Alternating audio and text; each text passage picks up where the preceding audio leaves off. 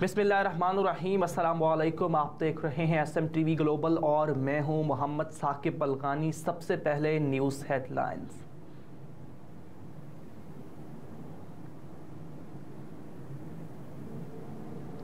Amsterdam Holland से मोहम्मद जवेद इकबाल खोखर नुमाइंदा खुसूसी की खुसूसी रिपोर्ट के मुताबिक मजलूम फ़लस्तीनी बहन भाइयों से इज़हार यकजहती के लिए और इसराइल की जारहियत के ख़िलाफ़ हॉलैंड के शहर एम्स्टरडैम में एक पुरअमन एहतजाजी मुजाहरा और जुलूस निकाला गया। एम्स्टरडैम के मरकज़ डॉम स्क्वायर से एहतजाजी मुजाहरा शुरू हुआ, जहाँ पर हॉलैंड में रहने वाले तमाम दुनिया के मुसलमान ममालिक के अफराद ने शिरकत की। इस एहतजाजी मुजाहरे में ख़वातीन व हज़रात और बच्चों ने हज़ारों की तादाद में शिरकत की। मुस्लिम ममालिक के लोगों ने, जिनमें मराकेश, तुर्की, पाकिस्तान, अफ्रीका, तुनिस, मोरक्को वगैरह ममालिक के अफराद ने बड़ी तादाद में शिरकत की। मुजाहिरीन ने हाथ में प्ले कार्ड्स और फ़लस्तीन के झंडे उठाए हुए थे।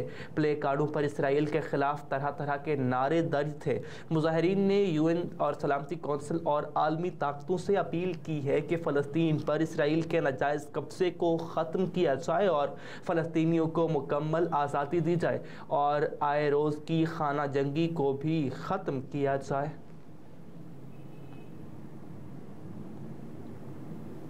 मुल्क के मुख्तलिफ शहरों में बारिश, सर्दी ने दस्तक दे दी। मुल्क के मुख्तलिफ शहरों में सर्दी ने दस्तक दे दी। बारिश बरसने से मौसम खुशगवार हो गया। लाहौर में अली सुबह से ही गहरे बादल छाए हुए हैं। शहर के मुख्तलिफ इलाकों एबटाबाद रोड, शिमला पहाड़ी, गढ़ी शाहू, मॉल रोड, गुलबर्ग, कृष्णनगर, बंद रोड, गुलशन रावी समेत दीगर इलाकों में बूंदाबांदी से मौसम इंतहाई खुशगवार हो गया। महकमे मौसमियात के मुताबिक बारिश का सिलसिला कल भी जारी रहेगा, जबकि पंजाब के दीगर शहरों बहावलपुर, बहावलनगर, पाकपतन, अहमदपुर शर्किया, गुजरा, विहाड़ी, जहानिया, झंग, उच्च शरीफ और कालाबाग में भी बारिश ने सर्दी की दस्तक दे दी है।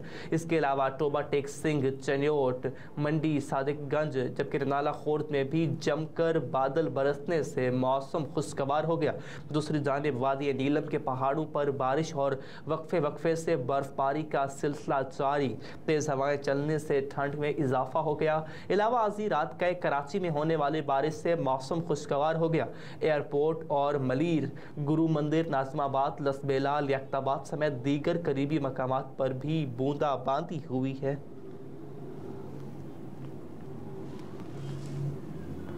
वतन वापसी पर नवाज शरीफ जेल जाएंगे या जमानत मिलेगी, कानूनी माहिरीन की राय सामने आ गई। 3 मरतबा वज़ीर आज़म पाकिस्तान रहने वाले नवाज शरीफ वतन वापस लौटेंगे तो उनका स्टेटस सज़ा याफ्ता मुजरिम का होगा, क्योंकि उन्हें 2 नैब केसेस में सज़ा मुअत्तल करानी और एहतसाब अदालत की जानिब से सुनाई गई सज़ा के फैसलों के खिलाफ अपील दोबारा दायर करनी पड़ेगी। इससे कबल अदालती मफरूर होने के बाद इस्लामाबाद हाई कोर्ट ने नवाज शरीफ की सज़ा कल अदम करार देकर बाइज्जत बरी करने की अपीलें अदम पैरवी पर खारिज कर दी थी। नवाज शरीफ को दोनों केसेस में सज़ा मुअत्तल करानी पड़ेगी और इश्तिहारी होने के बायस अदालत पहुंचने तक प्रोटेक्शन लेने के लिए कानूनी ऑप्शन भी इस्तेमाल करना होगी। कुछ कानूनी माहिरीन का ख्याल है कि इश्तिहारी होने के बायस उन्हें जेल जाए बगैर कोई रिलीफ नहीं मिल सकता। ताहम बाज़ कानूनी माहिरीन इस नुक्ते से इख्तलाफ करते हुए समझते हैं कि कोई भी मुल्ज़िम जब अदालत के सामने सरेंडर करे तो अदालत उसे कानून का सामना करने का मौका फराहम करती है। Islamabad high court bar association के साबिक सदर इश्तिहारी मुल्ज़िम के बारे में शुएब शाहीन ने कहा कि इश्तिहारी मुल्ज़िम के लिए भी गैर मामूली हालात में अदालत हिफाजती ज़मानत मंजूर करने का रिलीफ देती है। सज़ा याफ्ता मुजरिम के लिए कानून में इसकी कोई गुंजाइश नहीं और ना ही ऐसी कोई अदालती नज़ीर मौजूद है। कोई भी इश्तिहारी मुजरिम जब तक खुद को कानून के सामने सरेंडर ना करे तब तक उसकी दरख्वास्त अदालत में नहीं सुनी जा सकती।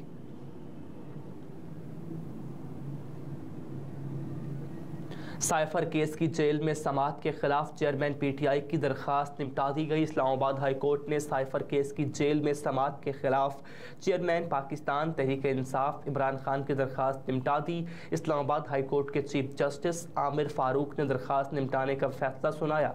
चेयरमैन PTI की दरख्वास्त किस बुनियाद पर निपटाई गई, तहरीरी फैसले में वजूहात सामने आएंगी। इस्लामाबाद हाई कोर्ट की जानिब से दरख्वास्त निपटाने का तहरीरी फैसला कुछ देर में जारी किया जाएगा। گا, جبکہ آج چیئرمین پی ٹی آئی کی جانب سے سردار لطیف کھوسہ عدالت میں پیش ہوئے اور سائفر کیس کو جھوٹ اور بے بنیاد قرار دیتے ہوئے کہا کہ سائفر کیس میں سیکرٹ ایکٹ کا سیکشن 5 لاگو ہی نہیں ہوتا. لطیف کھوسہ کا مزید کہنا تھا کہ سائفر امریکہ میں تعینات پاکستانی سفیر اسد مجید کو دیا گیا, جس میں وزارت خارجہ نے ڈی کلاسیفائی کیا, جو اس وقت وزارت خارجہ میں موجود ہے.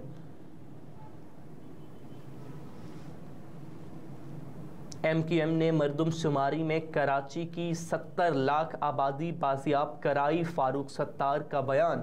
متحدہ قومی موومنٹ پاکستان کے senior deputy convener Farooq Sattar نے کہا کہ ایم کیو ایم نے مردم شماری میں کراچی کی 70 لاکھ آبادی بازیاب کرائی. اورنگی ٹاؤن جلسے سے خطاب میں ایم کیو ایم پاکستان کے سربراہ خالد مقبول صدیقی نے کہا کہ اورنگی دنیا کی سب سے بڑی کچی آبادی ہے, لیکن سب سے پختہ ارادے والے لوگ یہاں رہتے ہیں. اگر کسی کو نظریہ پاکستان سمجھنا ہے تو اسے اورنگی سے گزرنا اور ٹھہرنا پڑے گا. جلسے سے خطاب میں ایم کیو ایم کے senior deputy convener doctor Farooq Sattar نے کہا کہ نظریاتی سیاست کے آغاز کی ضرورت ہے. ایم کیو ایم پاکستان نے مردم شماری میں کراچی کی 70 لاکھ آبادی بازیاب کرائی. اس موقع پر مصطفیٰ کمال نے کہا کہ پاکستان کو لوٹنے والوں نے سندھ کے پیسوں سے دبئی میں جائیدادیں بنائی ہیں.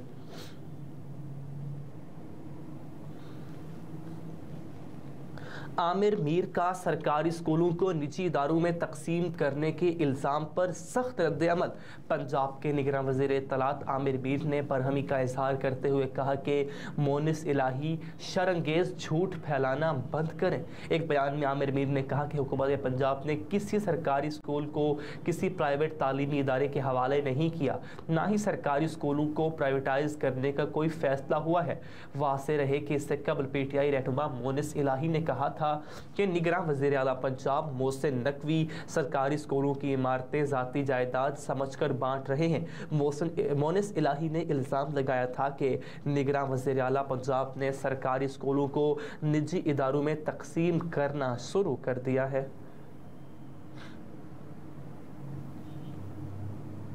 گٹکا ماوا کے خلاف کارروائیوں سے تنگ ہول سیلرز اور ریٹیلرز عدالت پہنچ گئے.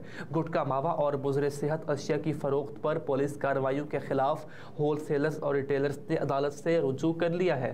سندھ ہائی کورٹ میں دائر درخواست میں ہول سیلرز اور ریٹیلرز نے موقف اختیار کیا کہ سندھ حکومت نے گٹکا اور ماوا فروخت کرنے والوں کے خلاف کارروائی کے لیے قانون بنایا, اور قانون کے مطابق پولیس نے ہول سیلرز اور ریٹیلرز کے خلاف بھی مقدمات درج کرنا شروع کر دیے. وکیل درخواست گزار نے کہا کہ ہول سیلرز اور ریٹیلرز چھالیا اور تمباکو تیار نہیں کرتے. سندھ پولیس نے قانون کا مذاق بنایا ہوا ہے.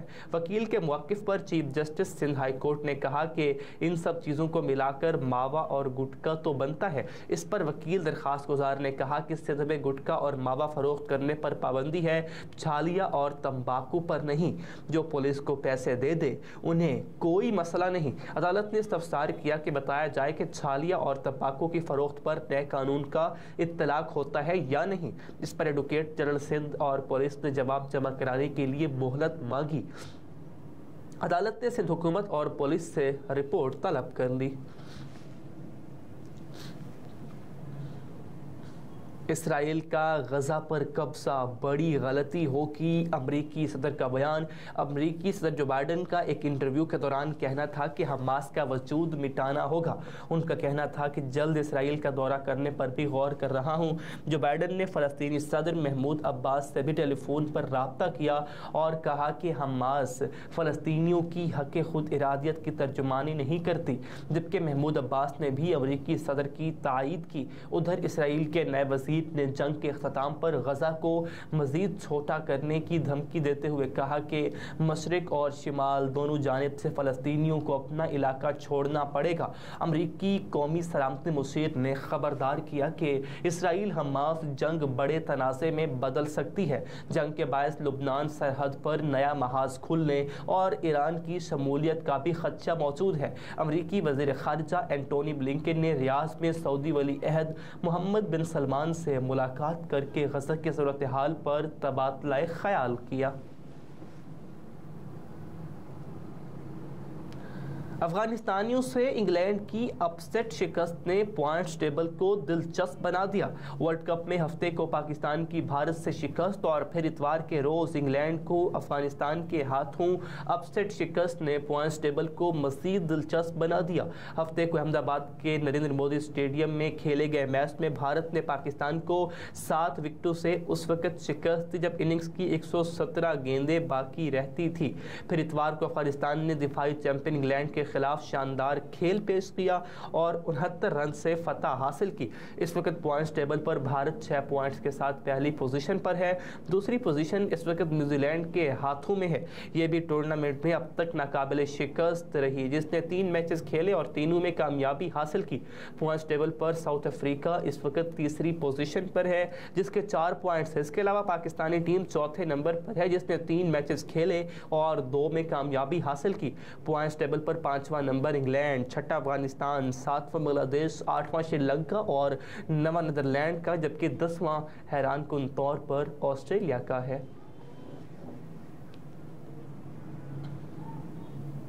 اور رضوان کی غزہ کی حمایت میں ٹویٹ سے اسرائیل بھڑک اٹھا، بھارت سے شکست پر بیان جاری کر دیا۔